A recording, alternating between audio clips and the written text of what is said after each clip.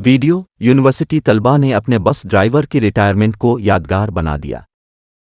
कराची की NED university में bus driver के रिटायर्ड होने पर तालिब इल्मों ने मुनफरिद अंदाज में खराज तहसीन पेश किया है। मुल्क भर में सरकारी जामियात से कितने ही बस पॉइंट के ड्राइवर अपनी मुद्दत मुलाजिम पूरी करके रिटायर्ड होते हैं, लेकिन कभी उनकी खिदमात को ऐसे सराहते हुए नहीं देखा गया। सोशल मीडिया पर एक वीडियो वायरल हो रही है जिसमें तलबा एक बस ड्राइवर के रिटायर्ड होने पर उन्हें खराज तहसीन पेश करते देखे जा सकते हैं।